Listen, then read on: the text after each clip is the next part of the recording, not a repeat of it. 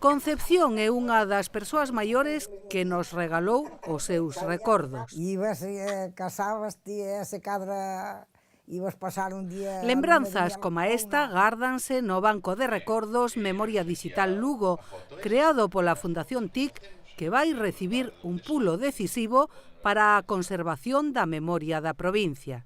A nosa intención é ampliar este arquivo audiovisual no que, a través de testemunhas individuais, poderemos conservar para as vindeiras xeracións o mellor tesouro dun pobo, a súa memoria colectiva. Este proxecto pioneiro naceu como rexistro dos recordos dos nosos maiores. A miña vida case sempre foi traballando aquí na mina. Claro, todo era distinto. Ganábase pouco, e traballábase moito. A Ponte Nova, Pralo, antes había muchísima xente do Río Pralo. Agora non hai nada.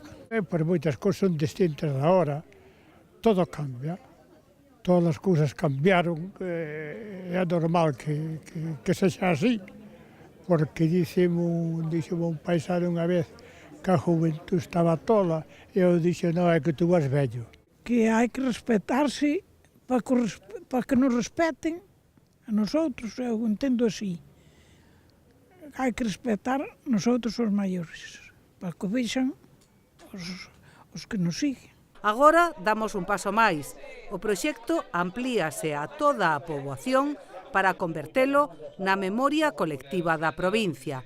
Este banco de recordos axudará aos novos a comprender o pasado e tamén a construir o futuro. É unha forma de mostrar como se vivía fai anos e que eu creo que pode contribuir que as novas xeracións se den conta de que o mundo non sempre foi así, que tuvo un sacrificio por parte de moita xente e que as cousas non se consiguen por generación espontánea. Memoria Digital Lugo incorpora vídeos, audios, fotografías e documentos que achegan valiosa información do noso pasado.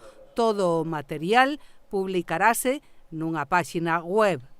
Calquera persoa, concello ou asociación pode sumarse ao proxecto poñéndose en contacto coa Fundación TIC.